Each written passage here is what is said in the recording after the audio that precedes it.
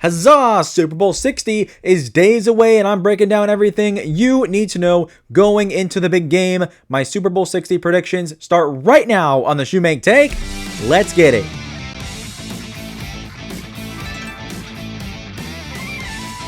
All right, and welcome in, everybody. Hope y'all are having a fantastic, fantabulous, awesome freaking day.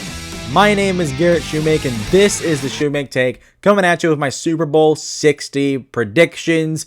Man, I am so excited for this Super Bowl. I am hyped up through the roof. I think this might go down as one of the greatest Super Bowls of all time, and it's kind of sad that there's not a lot of media hype for the Super Bowl for some reason. I don't know if I just haven't been on the internet enough, or I'm just getting older and my perception of it is what it really has been, but it doesn't feel like the Super Bowl. Even like the last year, I remember seeing so many commercials talking about the game and all the hype around it, and now it kind of feels like no one's really talking about the game right now. Like, more people are talking about what the halftime show is going to be more than what they're talking about what the game's going to be, and I just don't remember that. I don't remember it being like that. So maybe it's just me being an adult and being more aware, or I just have not been as aware as I should have been in previous years. So either way, I'm still really hyped for the Super Bowl. And like I said, it's going to go down as one of the greatest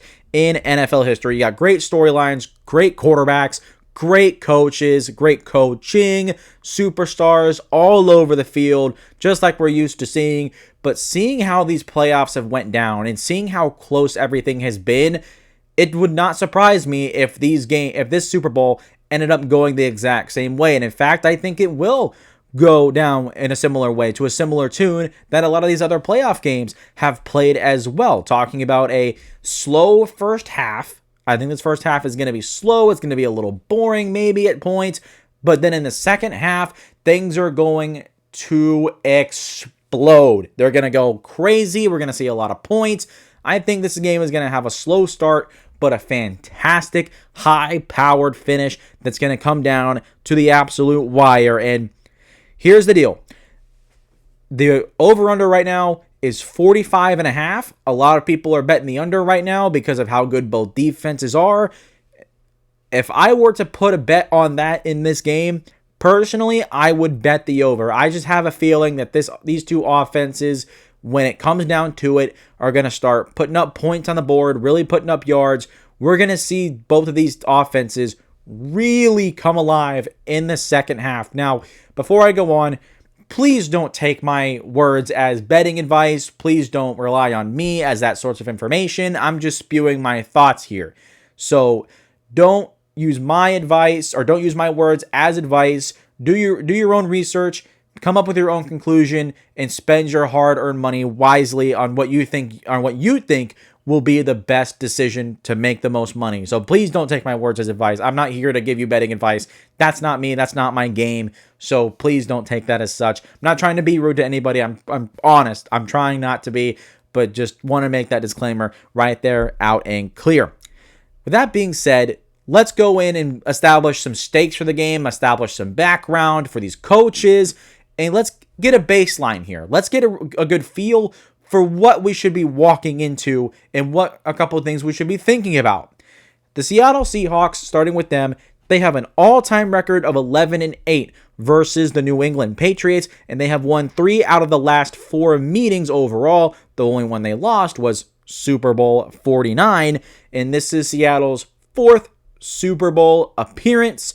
This would be their 2nd win overall if they were to win the big game. Conversely, with New England, it's a completely different story. This is their 12th Super Bowl appearance. Breaks an all-time record. And think about that. The Patriots have been in 1 out of 5 Super Bowls in NFL history. 20%. That is insane. That is absolutely insane. And that really puts it into perspective of how dominant the Patriots dynasty was under Tom Brady and Bill Belichick. Because for one franchise to be in 20% of all the Super Bowls in existence, think about that, dating all the way back to 1969 or 1967. Jesus, man, that's insane to me. Absolutely insane to me. And If they were to win the Super Bowl, it would be their 7th Super Bowl title, breaking their tie with Pittsburgh for the most by any NFL franchise. So that's where we're standing there in terms of players or coaches. In terms of teams, oh my goodness. Now we will go to the coaches and we'll continue with New England, starting with Mike Vrabel, as he has more of the bigger storylines to talk about, conversely with Mike Macdonald. Mike Vrabel is the 8th head coach to play in the big game as a head coach and as a player. The other 7 being Mike Ditka, Tony Dungy, Tom Flores, Doug Peterson, Gary Kubiak, Dan Reeves, and Ron Rivera. Only 4 out of 7 of those coaches have won the big game, the closest being Gary Kubiak, who made 3 Super Bowls as a backup quarterback for the Broncos, lost all 3, and then won the Super Bowl 50 as their head coach. And continuing with that, if Mike Vrabel would win, he would be the first to do so with the same team. So he would win the Super Bowl as a Patriots player and as the Patriots coach. No other no other head coach has done that in NFL history. So if he does that, build him a statue. Conversely, Mike Vrabel is also the 8th head coach all time to go to the Super Bowl in year 1. And also, only 4 out of 7 have won it. Those 4 being Don McCafferty with the 1970 Colts, George Seifert with the 89 49ers, John Gruden with the 02 Buccaneers, and Gary Kubiak, there he is again, with the 2015 Denver Broncos. So Mike Vrabel has a chance to get into elite territory, all-time individual territory if he were to win it. So there's a lot for him. But Mike Macdonald, compared to Mike Vrabel, he is the new kid on the block. He has only been in the NFL for 4 years, and he is the 3rd youngest head coach in NFL history to play in the Super Bowl. Coach in the Super Bowl, whatever word you want to use. I'm getting so mixed up at this point. I went over my script a whole bunch, and it's all kind of hitting me at once right now. But he is the 3rd youngest head coach to coach in the Super Bowl, only behind Sean McVay and Mike Tomlin. Also, he is the only head coach to go from a college defensive coordinator to NFL defensive coordinator to Super Bowl head coach in a 5-year span. That is nuts. Think about that. 5 years ago, Mike Macdonald was coaching Aiden Hutchinson at the University of Michigan, and 5 years later, he is now in the Super Bowl with a chance to win it all at the biggest stage. That type of trajectory is literally nothing like we have ever seen before. So you're going up against an NFL veteran that has been in the league for decades to this point, and it's Mike Macdonald, who is the new kid on the block, very fresh into this opportunity, but has very well made the most of that opportunity. So now we will get into the game specifically a little bit more, and I think that it will be defined by 2 things. 2 things I want you guys to look out for: turnovers and the red zone. I know we've talked a lot about turnovers in red zone on the Shoe Make Take during the NFL season ad nauseum, it feels like, but there's a reason why. And specifically for this game and how these 2 teams match up, it gets even more important. Here's the deal. We'll start with the turnovers. Historically, teams that win the turnover battle in the NFL win 70% of the time. That's common knowledge for the most part. However, in the Super Bowl, teams that win the turnover battle are 31-3. All time. All time. That means that's a 91% rate. So that means if you win the turnover battle, you have a 91% chance of winning. And here is where muscle meets muscle. Seattle has not had a turnover yet this postseason, while the Patriots have forced 8. 8 so far this year. While that's not all time quite yet, if they were to continue at their rate, if they were able to force 3 turnovers or 4 turnovers, they'd be right up there with the 2000 Baltimore Ravens. And in terms of how many turnovers they forced in the playoffs. And I think there's going to be 3 in this game. I think we see 2 by New England, 1 by Seattle, or vice versa. I think that's how it's going to go down. There's going to be 2 turnovers by one team and 1 by the other team. And then it brings us to the red zone. This game has a 4.5-point spread, meaning that settling for a field goal straight up could mean losing this game. Seattle and New England's red zone offenses rank 14th and 22nd respectively, but their defenses is where things get really good. They are 1st and 7th respectively. But, listen up here. Those offensive red zone numbers have swung for both teams. For Seattle, it's swung upward. Their red zone percentage, touchdown percentage, went from 57% in the regular season to 71% this postseason. So you're talking about a 20% jump. That is absolutely insane. That production jump is crazy. Absolutely crazy. And for New England, unfortunately, it swings worse, even lower. They've jumped from, or fallen from 55% to 33%. This is all-time bad for the New England Patriots. In the modern era, only one team in history has won a Super Bowl with a playoff red zone efficiency below 50%. That is the 2011 New York Giants, who conversely beat the New England Patriots in that Super Bowl. So how about that? So you're talking about an offense that is playing its best football right now in terms of efficiency and not committing the ball, turning the ball over, while the offense, on the other hand, is playing at the worst it has ever been so far this year.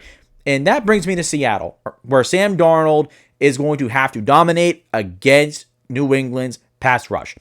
Sam Darnold has been one of the worst quarterbacks in the NFL during the regular season under pressure. He was not very good, but in the playoffs, the script has flipped 180% here. He has been one of the best, the absolute best. He looks comfortable, he looks prepared, and while the numbers have not been 100% eye-popping, he was phenomenal against the Rams, but had a very pedestrian performance against the Seahawks, or against the 49ers. Didn't need to do a lot in that game, but when he had to do a lot against the Rams, he absolutely dominated. But the bottom line is, he's playing his most efficient and cleanest ball yet when it matters the most. And Seattle's offensive line is going to have a challenge against New England's pass rush.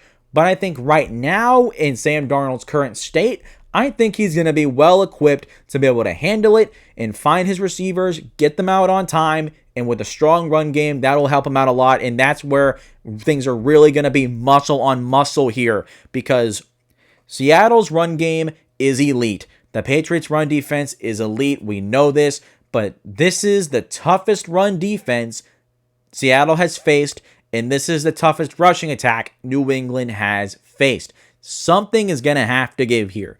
Either Kenneth Walker is going to dominate up front, and New England's defensive line is going to be challenged in a way they have not been challenged yet this postseason, or New England's going to continue doing what they've done all postseason long and absolutely eliminate the run game.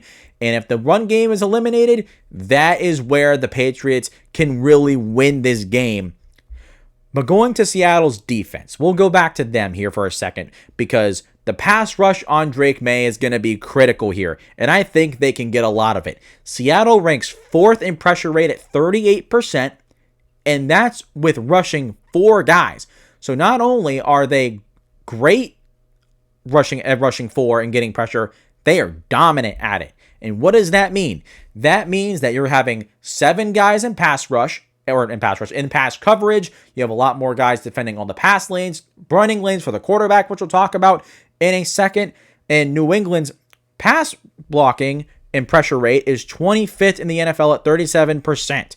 So you're talking about a scenario that could make Drake Maye's life really difficult, but Drake Maye is going to have to find someone to throw to. How does the Seattle secondary handle New England's receivers? Statistically, they've done very well. With 7 in coverage, it limits what? It limits a lot of open lanes to throw the ball. Windows are very tight. Drake Maye is going to have to be very pinpoint accurate and getting the ball quickly if they are going to move the ball. My only issue is New England, I don't think they're going to be able to throw the ball with much success in this game. Not consistently. And what does that mean? Drake May is going to have to run the ball, use his legs like he's done all postseason long when the Patriots needed a play. But here's the catch. Seattle's defense is built for stopping mobile quarterbacks. And when we have 7 guys in coverage, again, that also limits running lanes for the quarterback to run. And especially over the middle of the field, I am looking at linebacker Ernest Jones and rookie safety Nick Amenwari. These 2 guys are great over the middle of the field. Ernest Jones, great in run defense. He's solid in pass coverage. Nick Amenwari, he plays the role that Kyle Hamilton played when Mike McDonald was in Baltimore. He's like a traffic cop. He patrols the middle of the field. He can line up in the box and stop the run. He can drop back into coverage. And with his size and his physicality, he closes quickly and hits hard. And Drake May is... I don't know how to word this. I'll just say it like this. Drake May, when he runs with the football, he runs up the middle more than any quarterback in the NFL. That is where he likes to run the ball and use his legs. And you have Ernest Jones and Nick Amenwari, who are great at covering the middle of the field. They are going to be excellent at shutting down Drake May's running ability.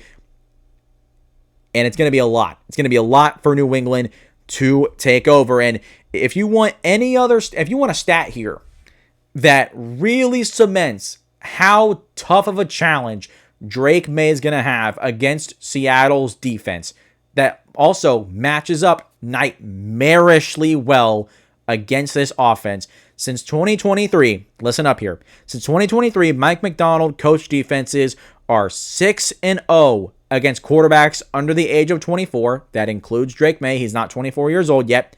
And in these games, against these quarterbacks, they have allowed 1 touchdown, 8 interceptions. I don't know why I did this. 1 turnover, 8 interceptions, 22 sacks.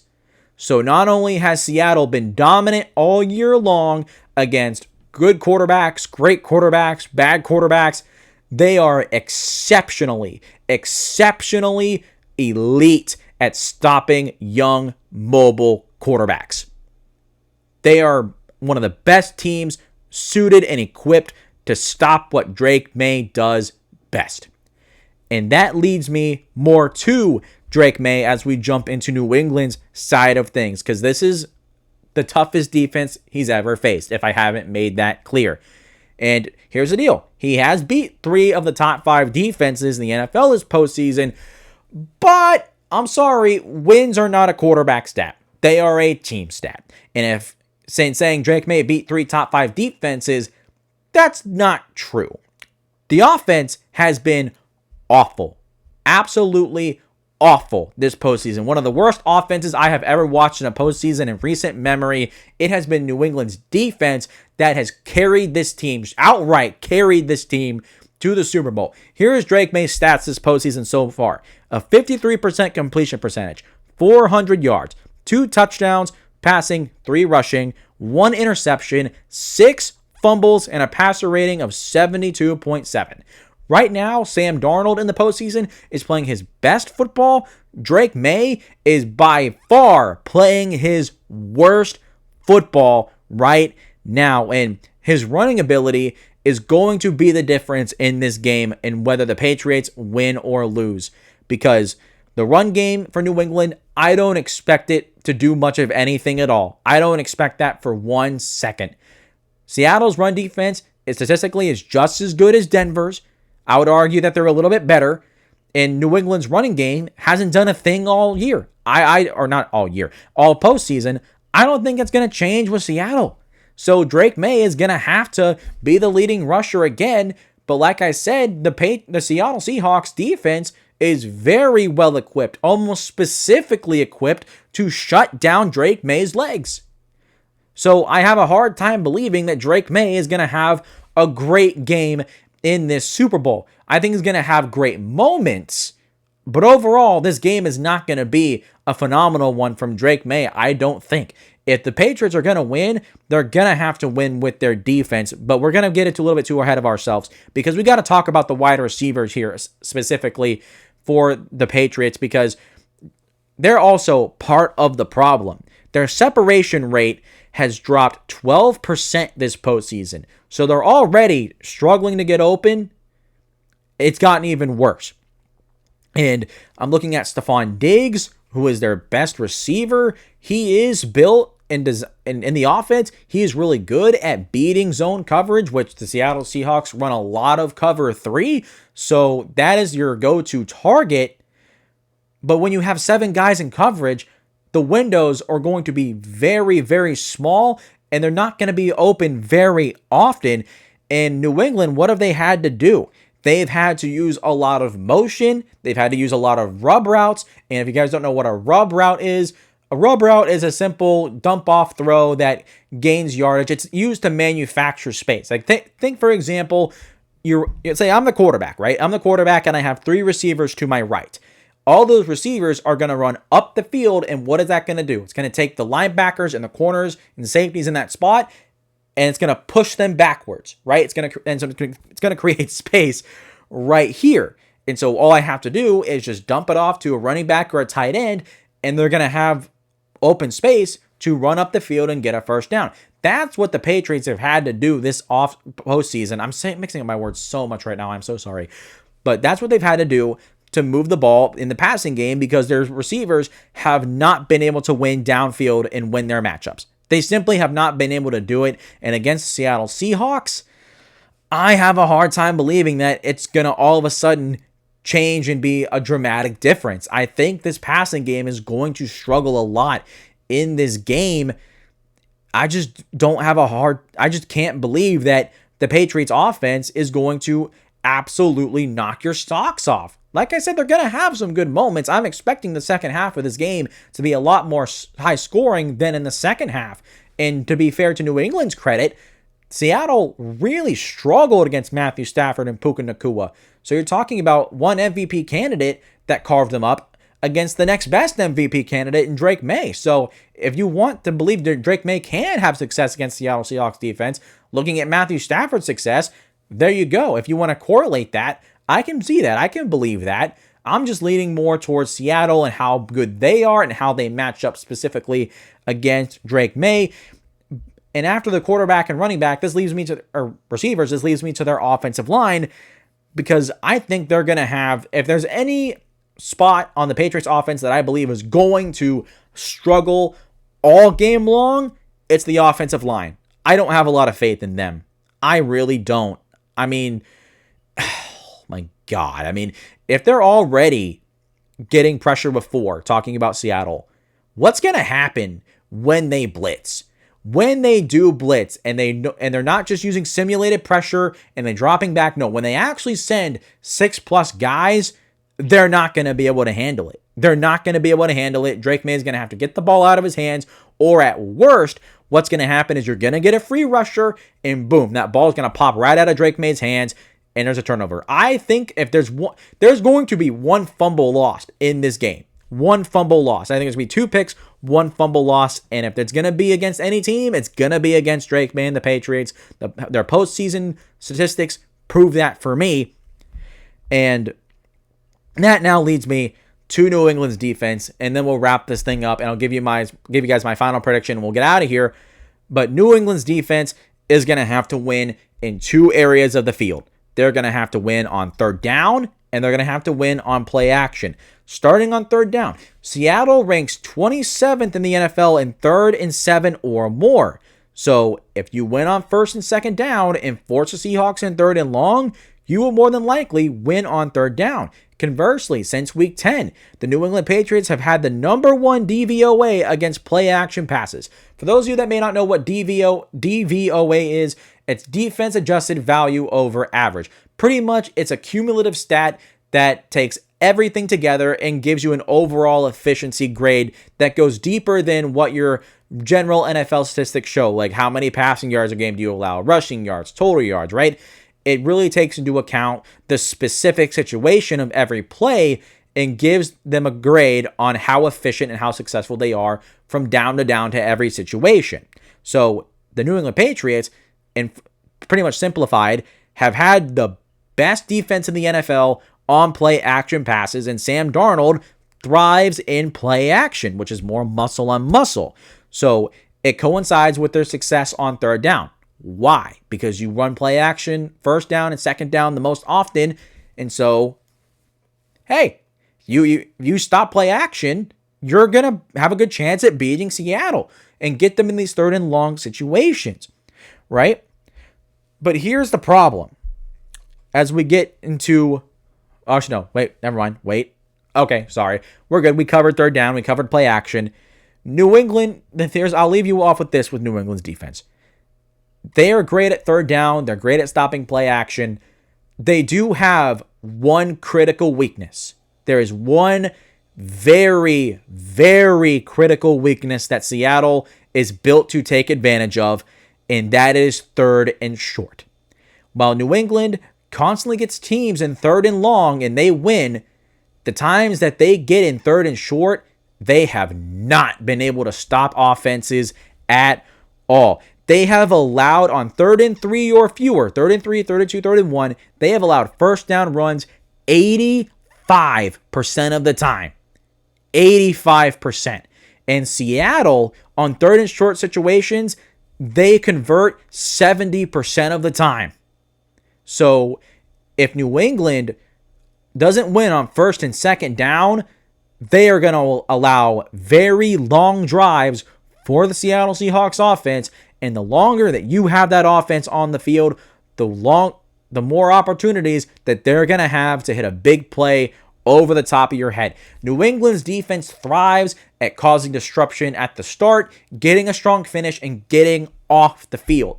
New England's defense is not very good if they have to be on the field for a long time. So if Seattle can get into 3rd and short and give the ball to Kenneth Walker and get first downs, they're going to be going on long drives, wearing this defense out, making them absolutely gassed the way that they have made other defenses gassed for their opponents because they've shut down the offense, right? So the same thing that they've done to opposing defenses in turn all postseason long will get done to them if they do not, or if they allow Sam Darnold in this offense to get in 3rd and short. So that's my breakdown. That is Seattle, New England. That's how they match up. That's how these coaches compare. Who do I have winning this game? If I haven't made it obvious to this point, I'm picking the Seattle Seahawks. I think the New England Patriots have met their match. And I have said all postseason long, had the opposing offense played just a little bit better in all of those games, whether it was the Chargers, the Texans, the Broncos, had one of those offenses been mediocre, not even good, just mediocre, the Patriots would have lost. The Patriots cannot win the Super Bowl with a mediocre to bad offensive performance and a phenomenal defensive performance. It's not going to happen. It's not going to work. In Seattle, I think they're just way too talented. You have an elite quarterback playing his most cleanest and efficient ball right now. You have a running back that will get the hard-earned yards to get a first down. You have the best receiver in football in Jackson Smith-Njigba, one of the better security blankets for that offense in Cooper Kupp. I think this defense as well is perfectly equipped to not only take advantage of the New England Patriots, but shut down the few things that they've been able to do this postseason to get them to this point. I don't think that New England, while they're going to keep it close, it's going to be a great game. I just don't think that New England's going to have the power and the ability to be able to overcome all the things that Seattle's going to throw at them. I think Seattle is the better football team in and out. They're playing like the better football team in and out. Seattle Seahawks are going to win the Super Bowl, and Mike McDonald and Sam Darnold are going to be hoisting the Lombardi Trophy when it's all said and done. So that being said, that is going to do it for my Super Bowl 60 predictions. If you have made it this far, please consider hitting the like button and the subscribe button. It helps me out tremendously as I continue to grow and spread my football passion to more and more people here on the platform. So I'd really appreciate it if you guys hit those two buttons for me. If it's free, or it's free. If it's free, it's for me. You know what I'm saying? Jesus, I'm so scatterbrained. I feel like I'm doing that a lot this episode. I'm so sorry. Definitely needs to be better for sure. Other than that, let me know your thoughts in the comments down below. Who do you guys have winning, Seahawks or Patriots? How do you guys feel about my predictions? Let me know all of those thoughts as well. Lastly, make sure you follow me on social media, whether it's Facebook, TikTok, Twitter, Instagram, all that good jazz. That is going to do it. That's going to do it for me. Hope you guys have enjoyed. I love you. I appreciate you. Enjoy the big game. I'm going to be making some really good snacks. Don't know what I'm making quite yet, but you betcha I'm going to let y'all know. But that's going to do it. I hope to see you guys very, very soon. Wait, I hope you guys... No, I'm going to see you guys very, very soon. What am I talking about here? I love y'all. I appreciate y'all. Enjoy the big game. And as always, I will see you all next time.